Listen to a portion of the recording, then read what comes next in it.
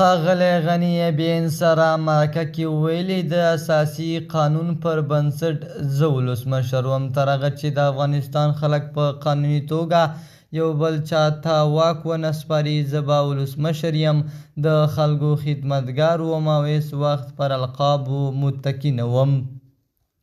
ښاغلی غني د سولې د مذاکراتو په اړه چې د امریکا پخواني ځانګړي استازي زلمي خلیلزاد یې چارې سمبالولې نیوکه کړې او دا یې د نړیوالو معیارونو پر بنسټ یوه غمیزه بللې ده. د ویلي په کوم ډول چې مذاکرات مدیریت شول د سولې د نړیوالو تړونونو د تجربو له لیدلوري دا یوه فاجعه ده. د ښاغلي خلیلزاد تورن کړ چې په خپلو طرحو کار یې د افغانستان سیاسي قشر سره ویشلی و.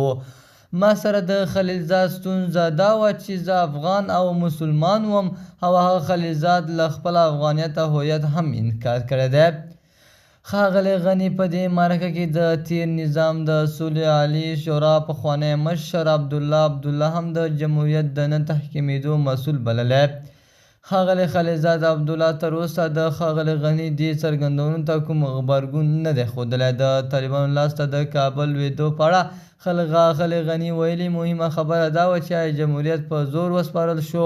دغه پوښتنې په ځواب کې چې ولې له افغانستان ووت ښاغلي غني وویل د کابینې غونډه مو رابللې وه ډېره غړي نه وو. دفاع وزیر مخکې له دې چې زه ووځم په الوتکې کې ناست و وروسته د دفاع وزارت خالي شو هلته هېڅ څوک نه و او کره معلومات راغلل چې طالبانو هغه ژمنه چې ویلې و کابل ته نه ننوځي عمل پرې ونه کړ.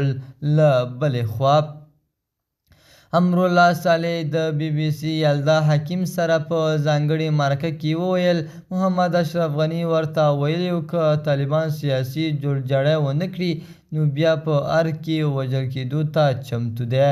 د AFG نیوز چینل درنو لیدونکو دا و زموږ د دې ساعت چمتو شوی خبر تر بیا ښې چارې د الله په